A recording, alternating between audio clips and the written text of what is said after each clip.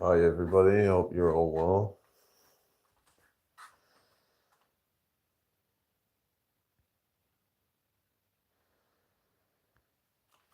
Welcome in here.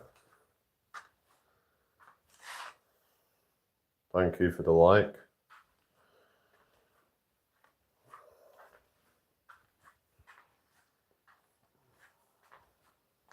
Well, hello Emily. First one here.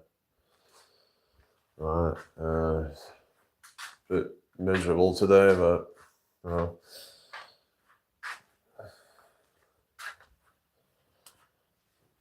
Yeah, I'm okay, I guess. Yeah, I'll be fine.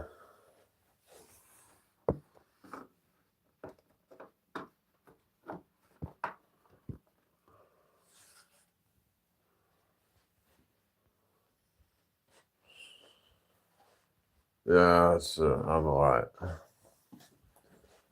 Yeah, yeah, a bit boring, but it's alright. Hope everyone's well today anyway. It was okay. Maybe I could have put a bit more of the stock in it actually, but I like them kind of quite thick, and I don't know. I'm not really into really thin soups. I don't know. They can just be a bit kind of too watery and just you know what I mean. It doesn't feel like it has any substance to it. It feels more like a drink. I don't know. I'm not really into those kind of soups really. Yeah, yeah. I got some garlic in it, and yeah, but yeah, it was okay. But yeah, I hope everyone's well. Got 12 in the house. Hit the like button, everybody. Hello, Yassine. I hope you're well. Thank you for joining me this morning. If you're new here, please subscribe. Don't know what's going on, but I keep, the subscribers just keep rolling back. I don't know. Just goes up and down, up and down. I don't know, but whatever. But what's everybody up to today then? I think I might do a gym session today actually, because yeah, just kind of like the weather. I mean, it might just, I'll probably do more just gym sessions as it gets into winter months, because outdoor equipment just gets too cold to handle it. It becomes a bit, you know what I mean? Like even if you're wearing gloves, it can still be too cold on the equipment. So yeah, so I'll probably do the gym later at some point. Just go on some of the equipment there and just yeah, get a good workout in. But yeah, I hope everyone's well anyway. If you're new here, then please subscribe. I'm live every day pretty much. So thank you for the 3 likes, everybody. So I just put out a new video. I don't know if you saw it, but yeah, I'm just was just talking about boundaries and why we should have them. But yeah, just hello Leo. How's it going? I hope you're well, Leo. Where is everybody from? Yeah, I hope everyone's doing well. You'll have a look later, cool. Yeah, hopefully you watch the ads and stuff, because it does help me out if people watch the ads. It'd be good if people don't use an ad blocker or something like that, because that doesn't help me. So yeah, the more that people watch the ads, and the more revenue that I can make. So yeah, even if it's just just 30 seconds, whatever, it's just yeah. Anyway, tap your screens, everybody. It's like 3 likes, everybody. Thank you very much. Just keep liking the live.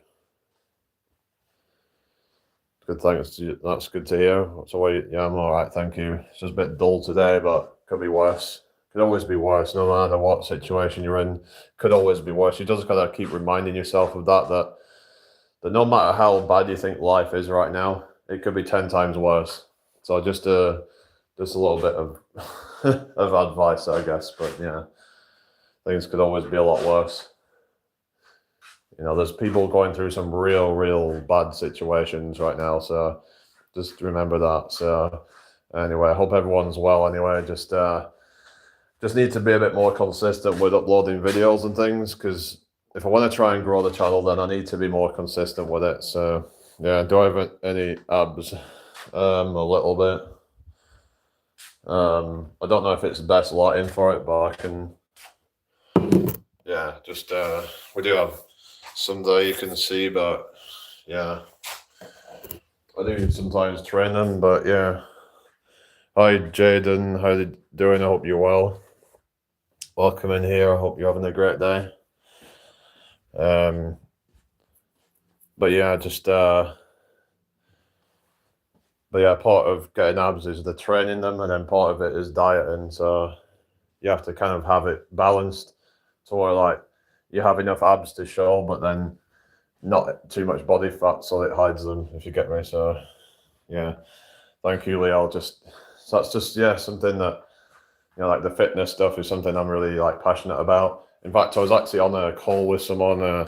Hello, Dominic, hope you're well. We're doing a Zoom call yesterday with somebody, and I was like, basically I was talking about veganism and stuff, because there was somebody that, you know, wanted to interview me about this sort of stuff, and they were saying, oh, you know, when you're talking about the fitness stuff, you light up, because it's like that's a passion of mine. So, but yeah, but I might start kind of, I don't know, because I feel like if I start talking about, you know, like vegan diet or whatever, people can get a bit kind of, I don't know, funny about it, because everyone's got their own perspectives and stuff, but I don't want to alienate people and like and cause any problems and stuff. But the thing is, I respect if people want to, you know, people will do what they want to do. I'm not trying to push anything on anybody. I'm not like a lot of people that can get quite militant and like very pushy. So my goal here is to just like inspire people to become the best versions of themselves, and you know, they'll find the way of doing that themselves. And I'm not here to try and, I can be here to kind of provide what you could call like a springboard to help you to become that. But I'm not here to like put myself on a pedestal being some kind of expert who's knows everything, because I don't. There's a lot that I don't know, and I just want to share what I do know and and also things that I'm not 100% sure on, but I have some ideas and things like that I can share, and people can look into it themselves. You know, we also have to kind of accept that everyone's different, and not everyone's going to be able to. You know, we have to learn to accept that we can try. You know, we can lead a horse to water, but we can't make it drink. So we can provide certain information. We can show people the way or a way, but it doesn't mean that they're going to like want to do that, because it's just, you know, it ultimately comes down to the individual's will. Do they have the will to do that? You know, so we have to just, you know, let go. We have to surrender to whatever, you know, just let what will be kind of thing. And hey, Falcon, good to see you. How are you doing today? Yeah, is Yogi not live at the moment? He usually finishes about now, but he was getting some drama or something. And he was like having someone messing up his chat. But I think he can be a bit too light on some of these like troll accounts and stuff, and I think that could be ruining his channel, to be honest. Because it's like you've got these annoying accounts, it's just going to put people off. People, is this any better now then? Is that all right now? I hope it's fixed now. Fuck's sake, what's that about? Why did it just go black for everybody? Like my camera's switched on, I can see myself. So let me know if that's sorted now. Fucking hell. Is that all right now? I don't know why it keeps on fucking up. God, this technology shit is shit. Anyway, whatever, you know. I seem to have problems with YouTube, just like either half the time the chat isn't loading or whatever. Must be aliens. Alright, I don't know.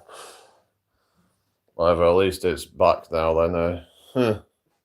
Anyway, but like I was saying, I just think that when it comes to like, it's like you can forgive people and whatever, but it's like, the thing is, if you're just keep letting people off the hook that, and you're just like, oh, well, unless they do something really bad, then it's like, but to me, if like all they're there to do is cause chaos, then why would you even entertain that? I don't know why. Like Yorkie would keep entertaining people who are just there to just like stir shit, you know?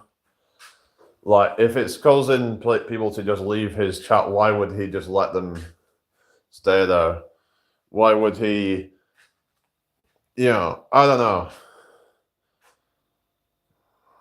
Sometimes you hope they change, but it's like, the problem is that the chances of that happening are quite slim.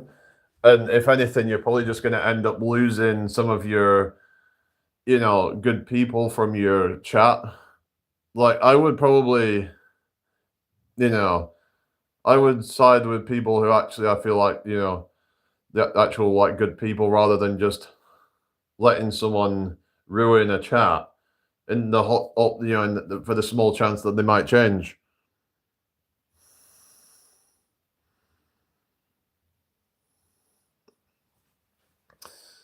If you keep starting early or staying late, eventually they'll come to expect you and take it for granted. What are you talking about?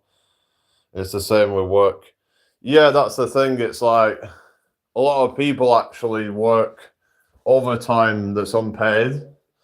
What people try to do is they think that by doing that they're leaving a good impression of being a hard worker and whatever, and that they'll get a promotion. Bullshit.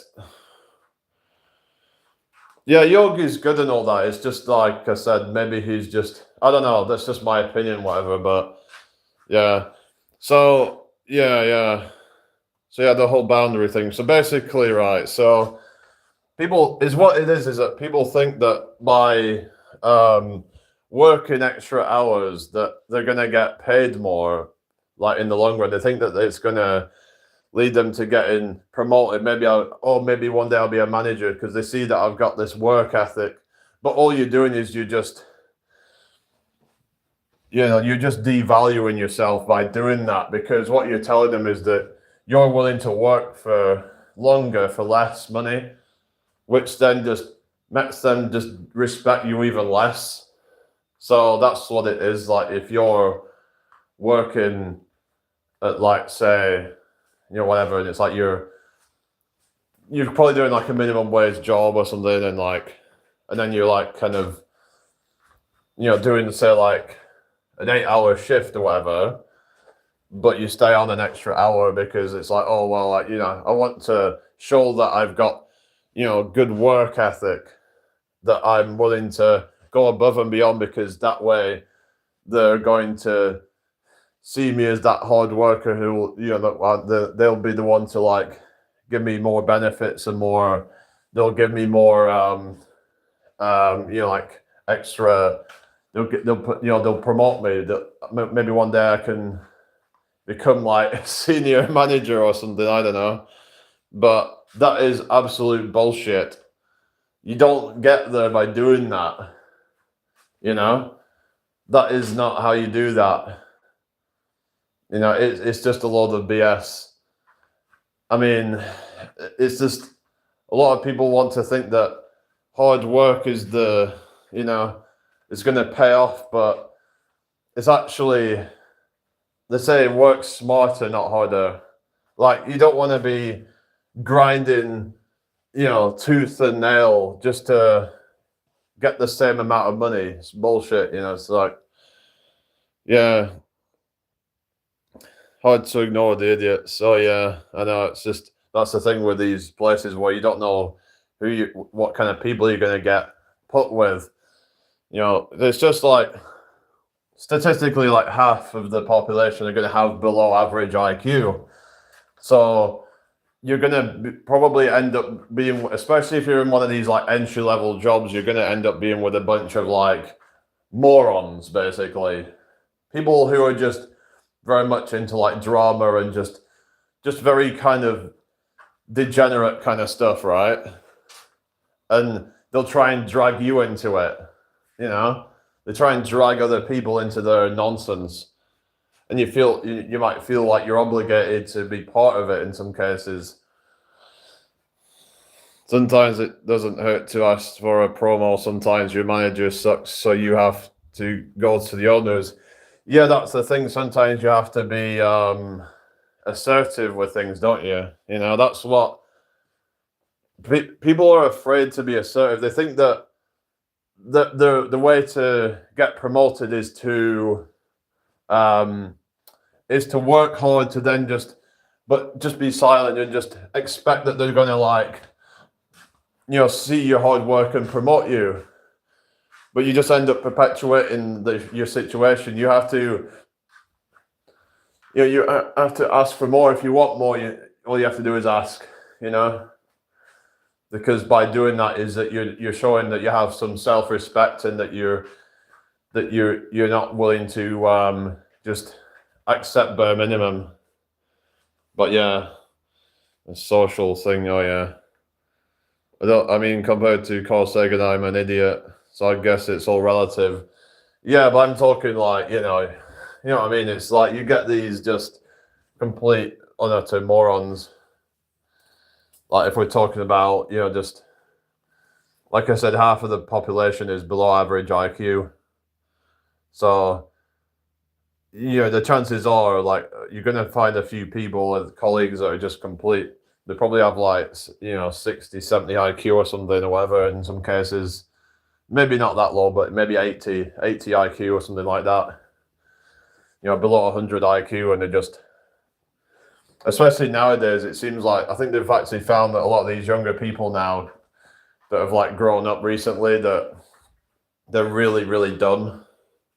So it's just gotten even worse now, you know? It's been affected by, well, I reckon that anyone that was like basically still in education during the like lockdowns and things like that, you know, and it's like they might be like now in their, say, like their early 20s or whatever, and they're like, or late teens. You get some that are like, say, you know, 18, 19 years old now, who are like just completely incompetent. They've lost all these skills, and it's also that they've lost social intelligence as well in a lot of cases, because you know, they spent time without actually, you know, socializing with people properly. Now they've just become weird. So even like older people as well, who are just, they've lost that kind of intelligence. They've lost that social IQ, if you will. They're just, you know, they don't even like know how to act in public anymore. They just, so that's exacerbated it as well. I'm an idiot at times too, but if the new people are getting $17 an hour and I get a raise to $16 an hour, was about to start. Yeah, I mean, like, yeah, that could feel like you're just being, you know, like they're just taking the piss. If like you got some new starter who's getting more money than you, who's worked there for so long, and you're like, you have every right to question that and be like, why is this person getting more than me, and they've not got any experience, and I've got all this experience, and you're telling me that that's all I'm worth, you know, and you don't see a problem with that. And the thing is that problem is a lot of people are afraid to just say, you know, unless you do something about this, I'm just going to leave, or something like that. Because the problem is that a lot of people are afraid to like leave. I mean, you could always like look for another job, but then a lot of these other jobs are also paying poorly as well, and so people end up feeling trapped. You know, they feel like they're trapped in a shitty paying job that they don't like, and you know, it's just this is why I can see why that, you know, like the appeal of having a universal basic income. I'm not saying it should be the government controlling it all, but if it was implemented in a way that was not corrupt, but like, say, the idea is that what you would do is say everybody would get, say, like 1,000 or £1,500 a month or something like that to cover their basic needs, and then if they wanted to work, they could earn more money and just get luxuries in life. and stuff. But what the argument is that it would cause them to probably get paid more in their jobs because they're able to use it as a leverage so that they could just leave the job if they don't want it. They're not just going to end up going on the street because they decide they don't want to work there anymore. Like, people should be able to just quit their job if they don't want to do it, or if they feel like they're being taken advantage of. So if we had some kind of basic income, the argument is that we would be able to just kind of, like, negotiate better. I mean, some might say, well, you could do that now, but it's like, but if you've not got that many other options really at that moment in time, then you could feel like you're stuck, like you have no other option, that you have no place to go. Now, yeah, you could start a business, but that can take time, and it's not guaranteed right away. So it's just, people act as though, oh, well, you can just leave your job, bro. It's like, not really, for everybody anyway. I know that people my age have no wants for a home or a future or severe shut-ins.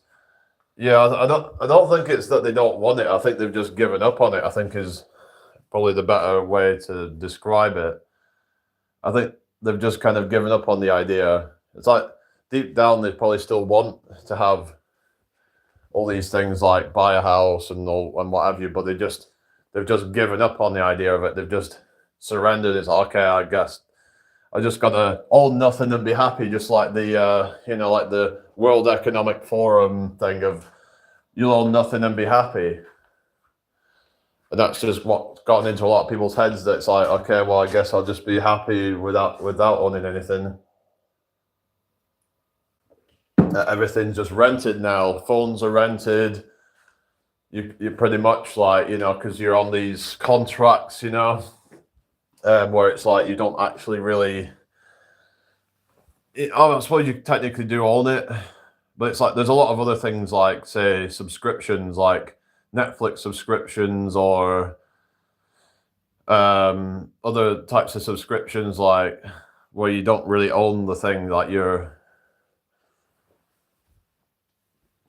it's like everything's on a subscription now. Like, you don't really own it. You're just renting everything. People even, like renting cars or renting, I don't know. It's everything's rented now. They rent their home instead of like trying to get a mortgage or something. But I mean, you could argue that in some cases getting a mortgage isn't the best idea, but it's like the idea of a mortgage is the long run, that you have equity. That home will, generate you value in the long term. Whereas with renting, there's no real value gained from that in the long run. It's just, you just literally, it's just dead money, you would argue, because it's like, you've spent all those years renting that place for what? With nothing to show for it, you could have rented somewhere for 20, 30 years, have no equity. And yeah, you didn't have to put down the deposit at least, but it's like you have absolutely nothing. Whereas you put down, say, like 10, 20,000 deposit, and then in like 20, 25 years or whatever, now like, once you like own the place, you've no rent to pay, and you've also got equity, you've got value that can be passed down. You could just cash it in. You could, when you retire, you could just say, hey, I'm just gonna cash in my equity. You could say, like, your house might be worth, 100,000, 200,000 or whatever, and you just cash it all in. You either downsize, or maybe you would end up renting somewhere at the end, but you would have all this money that, that is like a sort of, could help you with your retirement or something. I don't know, but it's just, people don't think long term, and they just kind of, I guess it's more just that people have given up. They think it's not possible. I still would say it is possible. It's just a lot of people have prioritized other things instead, I guess. And they feel like that it's not worth trying to save up because, well, there's maybe it's the more of the idea that the future is uncertain. So why bother saving up when I can just enjoy my life right now? So I understand that kind of perspective, but if we all thought like that, the whole world would be doomed, I think. Yeah, yeah, have a happy family someday, but yeah, I want to give up a lot of the time. Yeah, I understand that. It's just people just give up on these ideas because yeah, they think it's not possible, or they just feel like that it's uncertain, and it's like, why bother trying to chase after something that's uncertain when it's like, you know, you could just have a good time now and just make the most of your life while you have it, because who knows what's going to happen in 10, 20 years, 30 years. You know, we might not even be here, kind of thing. That's this kind of like doomer mentality that we can get into, where we have all these thoughts of like, you know, kind of, you know, the long term being uncertain. Well, nothing's certain in life, but it's like, but if you don't do anything now, then, you know, you will certainly not get what you want in life later on. So that's the thing. It's like, if you take a risk, then it's like, it's uncertain that it's going to work out. But it's like, if you don't take that risk, it's like, you are certainly not going to achieve anything in life. It's like, then you're just living with that wonder of like, what if I did take a chance to, you know, make things happen in my life, whether it's to start a business, whether it's to start a family, whatever it might be. What if I'd have took that chance? You don't want to end up at the end of your life just wondering and kicking yourself because now you don't have that chance that available to you. So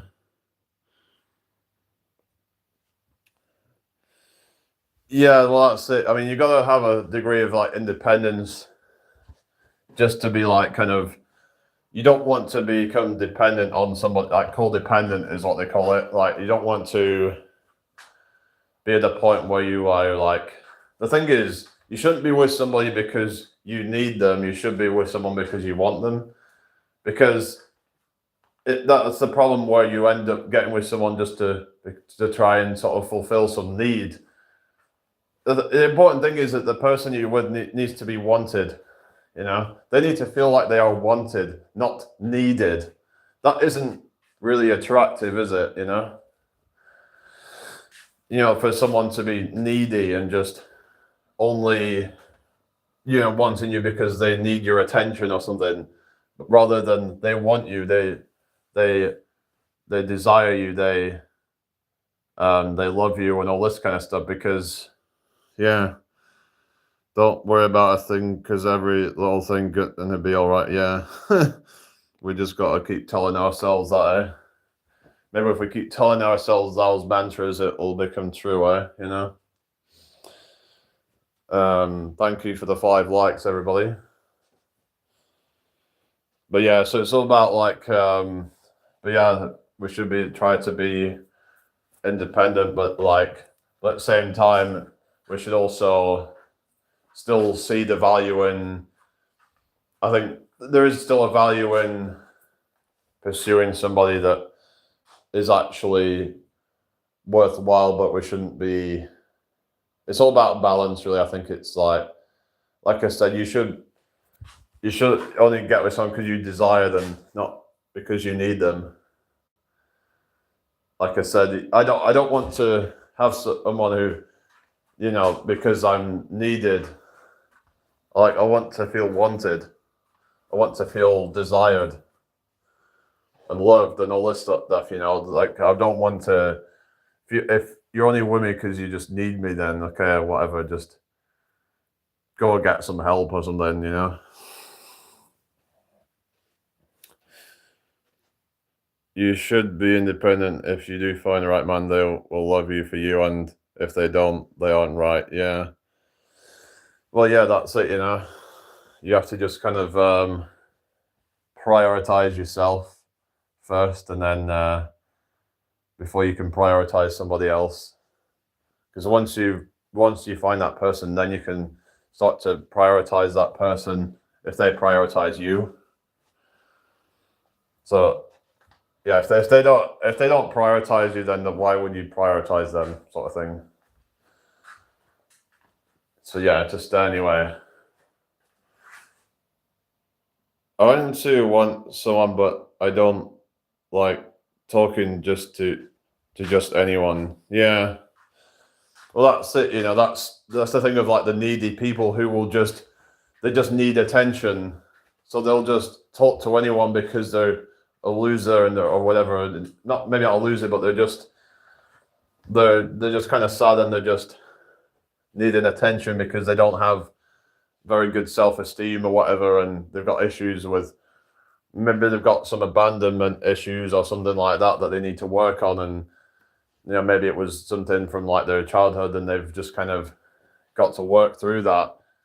And a lot of times is that people will have this neediness, and it comes from maybe some trauma or something like that, or bad upbringing, and they need to sort that out, because this kind of like neediness is not healthy. Another thing that isn't healthy is a thing called anxious attachment style or avoidant attachment style. These are attachment styles that are not good for like a relationship, because with like anxious attachment style is that you are, it again comes back to I think a lot of that comes down to like abandonment and like that fear of abandonment, basically. Whereas avoidant attachment style, a lot of time I think comes down to being afraid to commit or afraid to get too invested. So they're kind of like two ends of the spectrum of like, one will get really like anxiously attached and fear of abandonment, but then the other one it'll be done out of a fear of getting too, maybe it's a fear of getting too invested and getting burnt, because maybe they've got bad experiences as well, where maybe they got burned and they don't want to show too much interest. They want to just kind of, yeah, so those things can happen. And so healthy attachment style is about balance and not being too attached and to a point where you become anxious, but also not being avoidant and being present and not neglecting the person. So yeah, I have the bad attachment style, or when I love someone, I love them a lot and just want to be around them solely. It's also easy to pick the wrong people with the lies and love bombing. Yeah, that's the thing. The love bombing thing is another. That's like a form of manipulation that they try and do to reel you in. It's a sort of like give you a false sense of security with them that, oh, this is the person for you and all that, but really it's all just designed to make you drop your guard, and you just end up, kind of falling for whatever trap that they set. So you got to be careful with that, really. But yeah, but yeah, there's a thing called anxious avoidance attachment style, where, like I said, this is where you would use avoidance as a way to basically, it's a way of trying to take control. So a lot of the avoidance is actually avoidance attachment style. Is like another form in some cases of anxious attachment style, but it's just manifested in a different way. But they're anxious for different reasons. Either they're anxious because they're of a fear of abandonment, or anxious because of a fear of falling too deep and then getting burnt. Now some people might just be anxious because of like, or they might be like sort of abandon, like this whole like what is it called? Avoidant attachment, where it's like that could also come down to bad upbringing and things happening like that, like when the people talk about things like daddy issues and stuff like that, and just that's what they've known. So that could be a reason why they become avoidant. They've learned these behaviors of the parents have been like avoidant to them, so then they naturally just become that way as kind of like a sort of I see, oh, I didn't get a notification. Oh no, that's not good, is it? So let's talk about different attachment styles and how, they said there's like three main ones. There's like anxious attachment style, avoidant attachment style, and then there's like the healthy attachment style, which is a more balanced way of being, where you kind of where you have a healthy level of attachment, but it's not to a point where it's obsessive and it can get very anxious and whatever. So hi Macman. Oh, thank you. Yeah, you too. Yeah, we're all on the journey. We all make mistakes. It's not really my place to judge others because I'm not perfect myself. It's not easy. I know. That's the thing. It's like they say, when you point a finger at somebody, three fingers are pointing right back at you. So you just got to keep that in mind, that to not be a hypocrite, and just, it's about being able to recognize your own faults and then not. So sometimes what it is that people point their fingers because it's a way of projecting their own sense of like shame or whatever, or guilt onto others to feel better about their own situation. But there's another thing that some people will do where they feel a sense of guilt. So what they'll do is they'll do something to compensate for that. Like when you see someone doing something really good, in some cases they're doing that to try and offset that guilt that they feel for doing something really bad. I'm not saying it's bad to do that, but it's just, we have to be mindful of that and be like, am I doing this purely with good intentions, or is this a way of removing any kind of guilt that I have? Because a lot of times people they don't really, it's like they haven't processed their guilt and their shame, so they try to cover it up and try and to bury it with trying to do good things.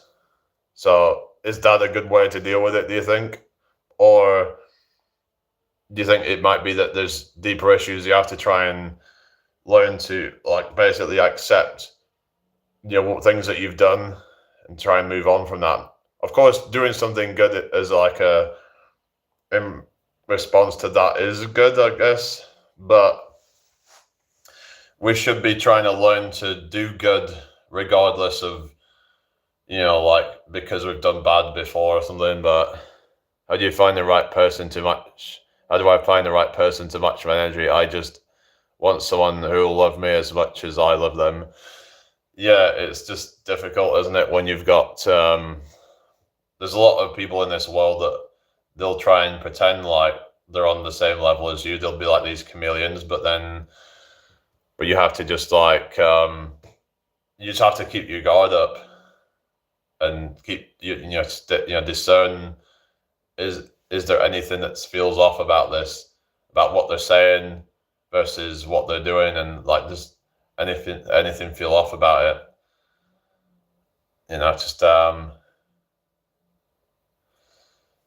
Just just stay vigilant, because not everybody's like what they say that they are. They'll project themselves to be a certain way as being a kind person or whatever, but then months go by, years go by, and then you realize that they're actually just a wolf in sheep's clothing. Keep trucking and hope they aren't cheating. Jeremy, I'm just a girl.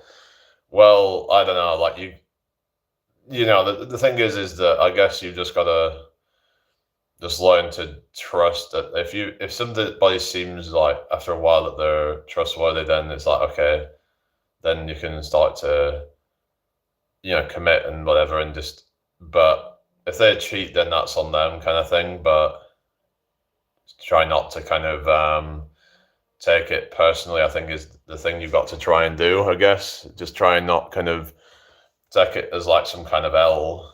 Is that the thing is that that's their problem. If they want to go cheat, then it's not, doesn't mean that there's anything wrong with you, and that you just have to just kind of just try and move on from that. But if we don't open ourselves up to possibilities, then we'll never know, really, will we? So I don't know. A lot of people are afraid of bad things happening, so they'd rather just stay by themselves instead of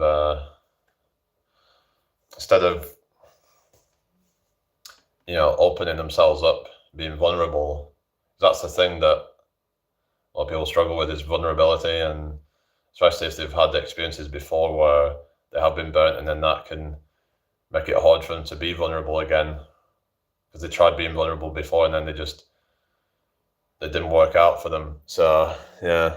Anyway, I hope everyone's well today. Thank you for the 7 likes. Nice one, everybody. So yeah. Anyway, tap your screens up, everybody. If you have any questions, put them in the chat. What is going on here? It seems to have gone a bit quiet. Is Emily still there? I think she probably went to work or something, but yeah. But like I said, going back to, so boundaries are very important. So yeah, just make sure that, you said to them, like, I'm not going to put up with any BS. You'll just get thrown straight out, because a lot of people won't know until they do things that how much that you'll put up with. So you have to be straight up with people right away. 4-year relationship, I was young still, but he cheated multiple times, especially with online girls. Yeah, just, I think we just have to have conversations and be like, this is something I don't put up with, and yeah, I'm just gonna anyway, hope you're all doing well today anyway. I don't know what's going on with these lives. They've just been very slow and just kind of, not really. Yeah, I might have to restart the live, guys, unfortunately, but yeah, I'm gonna try start a new one, guys. I'll be back in a sec.